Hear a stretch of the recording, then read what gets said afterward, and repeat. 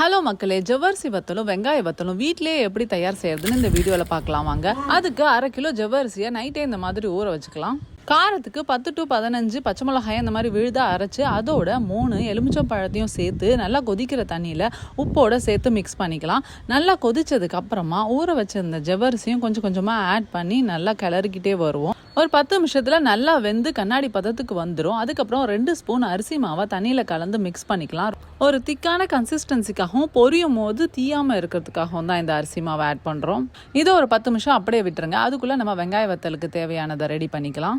இதுக்கும் கொதிக்கிற தண்ணியில் பச்சை மிளகாய், எலுமிச்சம் பழம், உப்பு, 1 ஸ்பூன் எண்ணெய் சேர்த்து அதோட பொடி பொடியாக நறுக்கின சின்ன வெங்காயத்தையும் ஆட் பண்ணி கருவேப்பிலை போட்டு மறுபடியும் தண்ணி நல்லா கொதிச்சதுக்கு அப்புறமா நம்ம ஆல்ரெடி அரைச்சி வச்சுருந்த அரிசி மாவையும் கொட்டி கிளறிட்டே வருவோம்.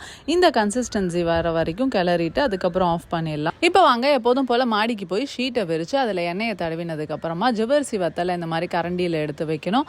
வெங்காய வத்தலை இந்த மாதிரி ரவுண்டாக சின்னதாக கிள்ளி வைக்கணும். சேவை வத்தலும் கட்டை வடாங்கிற நாடாவும் எப்படி செய்யறதுன்னு ஆல்ரெடி வீடியோ போட்டிருக்கேன், செக் பண்ணி பாருங்க. இது காயறதுக்கு 3 மணி நேரம் ஆகும். அது வரைக்கும் காக்கா அணில்கிட்ட இருந்து பாதுகாத்துட்டு அதுக்கப்புறமா இந்த மாதிரி மேலே ஒரு துணி போட்டு மூடி வச்சுட்டு வந்துடலாம். ஒரு நாளில் இவ்வளோதான் காஞ்சிருக்கு. இன்னும் இதை 2-3 நாள் காய வைக்கணும்.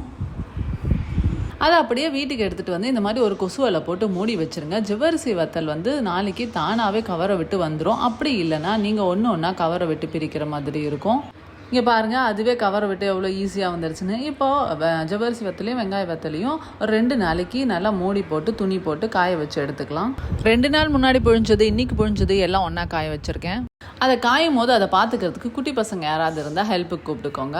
இப்போ பாருங்கள், இது நல்லா காஞ்சிருச்சு. இதை எண்ணெயில் பொரிச்சு எடுத்துக்கலாம்.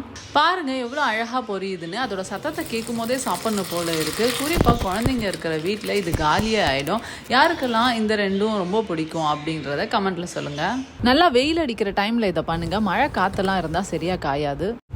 மறக்காமல் வீடியோக்கு ஒரு லைக் போட்டு சப்ஸ்கிரைப் பண்ணாமல் பார்க்குறவங்க சப்ஸ்கிரைப் பண்ணிக்கோங்க. See you in the next video. Bye.